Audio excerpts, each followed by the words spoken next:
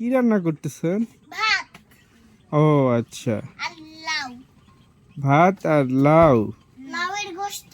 আচ্ছা, কতজন লোকের আয়োজন করতেছেন? ওই পাঁচজন, ওই পাঁচজন। 5 জন। ও আচ্ছা, ভাত রান্না করতে হইলে ভাতের সাথে কি কি দিতে হয়? ভাতে মাংস আর ডাল, শুধু চাল দেওয়া লাগে। ভাত রান্না করতে প্রথমে আপনি একটু চাল নেবেন।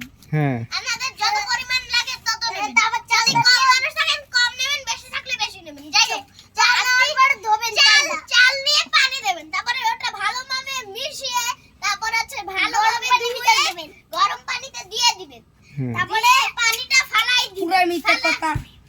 তারপরে আপনারা জানেন গোস্ত রান্না কেমনে? তারপরে গোস্ত আগে কুকুরের মাংস প্রথমে কিনে আনে, তারপর ওটাকে ধুয়ে তারপরে মানুষেরা তারপর বিরিয়ানি বলে তারপর বিক্রি করে হাজার হাজার টাকা কামায়।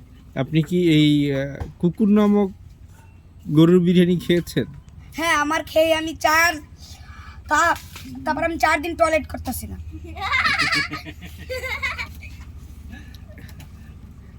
আফরিন, এই আফরিনকে সরাও,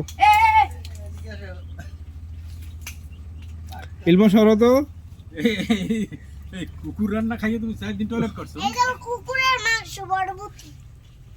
হ্যাঁ, এখানে আছে কুকুরের মাংস এবং বরবটি ভাজি রান্না, তারপর বরবটি তরকারি। তার আমার একটা